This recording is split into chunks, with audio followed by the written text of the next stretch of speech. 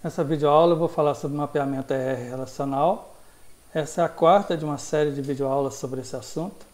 Mais especificamente eu vou falar nessa videoaula sobre o diagrama de Crossfoot, ou diagrama de pé de galinha.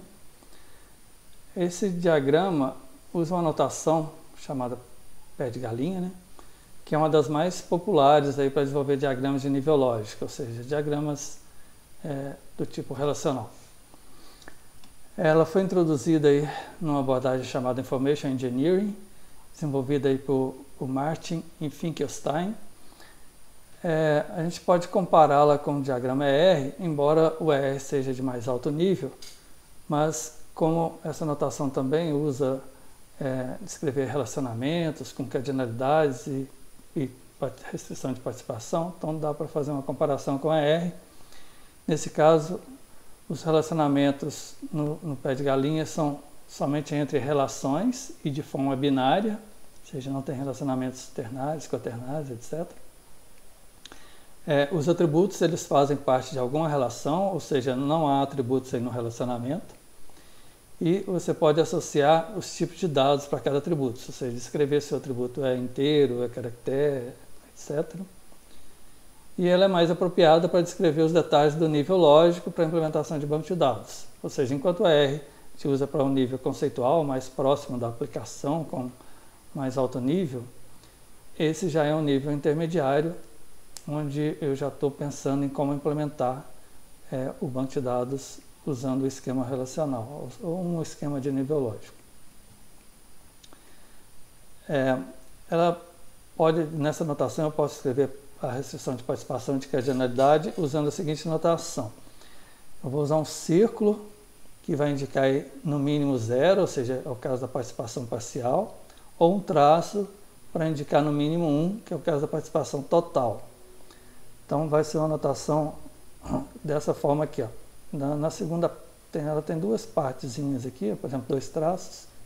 Nessa segunda parte indica a participação. Então se é um traço, é participação que indica no mínimo 1, ou seja, a participação total. E quando é um círculo, igual esses dois casos aqui, aí é participação parcial, ou seja, no mínimo 0. Uma entidade aí não seria obrigada a participar do relacionamento.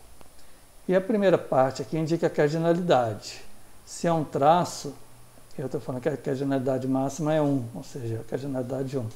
E se é o pé de galinha, isso indica muitos. Então, esse traço aqui indica cardinalidade 1, e esse aqui, que é o chamado pé de galinha, esses 3 tracinhos, indicam muitos.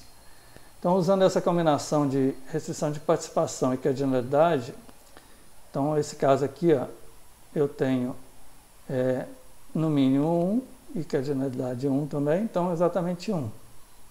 Nesse caso aqui, no mínimo 1 e cardinalidade muitos, então é 1 ou muitos, 1 ou mais.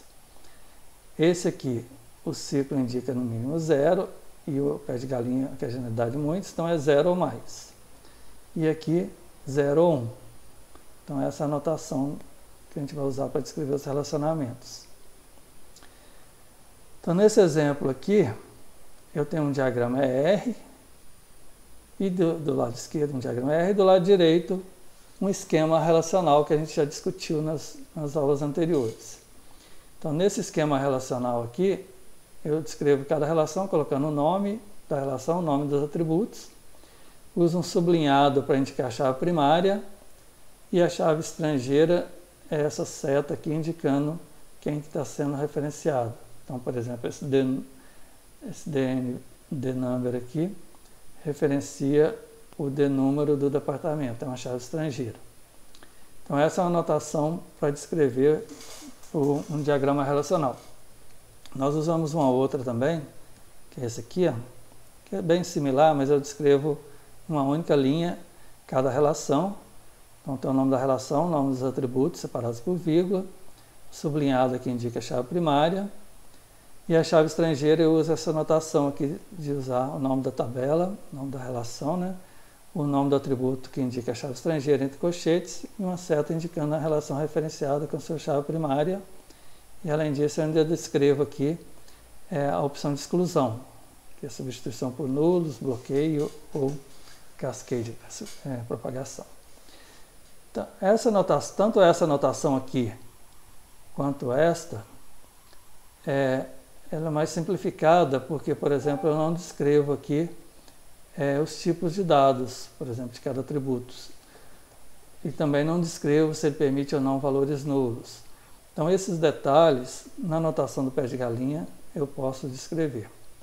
Então, esse aqui é o mesmo exemplo do diagrama anterior, só que usando a notação de crossfoot. Então, nesse caso aqui, cada relação, ou seja, cada tabela aqui é representada por um retângulo, onde tem aqui no início o nome da relação, o nome da tabela, e depois seus atributos. Para cada atributo, eu descrevo o tipo de dado, nesse caso aqui usando os tipos de dados SQL.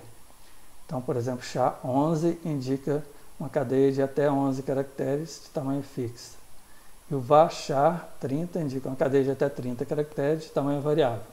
Basicamente, a diferença entre eles é que eu uso o VAR-SHA para esses casos em que os valores são geralmente tamanhos variados, por exemplo, nome de pessoa, e quando o valor é de um tamanho fixo, como o CPF, que é sempre 11 caracteres, eu uso o SHA.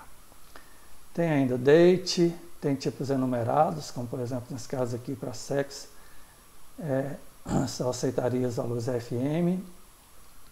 Tem os tipos numéricos, onde eu descrevo o tamanho deles. Então, nesse caso aqui, são 8 dígitos no total, sendo 2 casas decimais.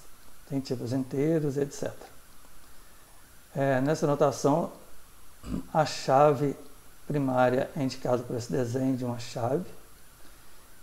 E a chave estrangeira, ela aparece com uma cor, um losango aqui com a cor meio avermelhada. E ela é criada aqui a partir dos relacionamentos, que são essas linhas aqui, que então usa essa notação do pé de galinha. Então, por exemplo, entre funcionário e departamento, tem um relacionamento de gerencia, então eu leio dessa forma aqui. Se eu pegar aqui um funcionário específico, ele gerencia 0 ou 1 departamento. Então, participação parcial, que é o círculo, e aqui a generalidade 1, que é o traço. No sentido contrário, se eu pegar um departamento, ele é gerenciado por no mínimo 1 e no máximo 1 funcionário. Ou seja, que a generalidade 1 é participação total. Então, ou seja, todo departamento tem um gerente, e nesse sentido nem todo funcionário é um gerente. O outro aqui, trabalha para. Então, o funcionário trabalha para no mínimo 1, no máximo 1 departamento. Um departamento tem no mínimo 1 e no máximo muitos funcionários. 1 ou mais funcionários. E assim por diante, todos os outros relacionamentos a gente faz a leitura da mesma forma. Observe que eu não consigo fazer relacionamentos muitos para muitos aqui, então eu já crio uma tabela, ou seja, eu já faço o mapeamento relacional, e o resultado desse mapeamento é que eu vou descrever usando esse diagrama do pé de galinha. Então, por exemplo, aqui entre funcionário e projeto existia lá no ER um relacionamento muitos para muitos, que ao fazer o mapeamento eu crio uma tabela e acaba virando um relacionamento 1 para muitos, tanto para cá quanto para cá. Então, por exemplo, aqui uma instância aqui de trabalho está relacionada a um projeto, e um projeto pode aparecer várias vezes aqui. Mesma coisa para funcionário. Essas linhas tracejadas e contínuas, basicamente é uma coisa que talvez não faça parte exatamente do CrossFoot, mas da ferramenta que eu usei para desenhar isso aqui. A linha tracejada indica que quando eu crio a chave estrangeira, ela não faz parte da chave primária, como nesse caso aqui. Agora, no caso do trabalho, essa linha contínua indica que a chave primária, a chave estrangeira também faz parte da chave primária. Nesse caso, a chave primária é composta pelo CPF do funcionário e o número do projeto, mas o CPF do funcionário é também uma chave estrangeira referenciando o funcionário, e o número do projeto é uma chave estrangeira referenciando o projeto. Então, tem duas chaves estrangeiras e as duas juntas formam a chave primária. Então, quando a chave estrangeira faz parte da chave primária, essa linha é contínua. Nos outros casos, ela é tracejada. Esse aqui eu fiz esse diagrama usando a ferramenta do Workbench, do MySQL. Então, esses detalhes de como desenhar essas tabelas, especificar os tipos de dados, etc., eu explico numa outra videoaula específica sobre essa ferramenta do Workbench. Ok? Então, aqui está a referência de onde eu tirei esse assunto do pé de galinha. E é isso por essa aula.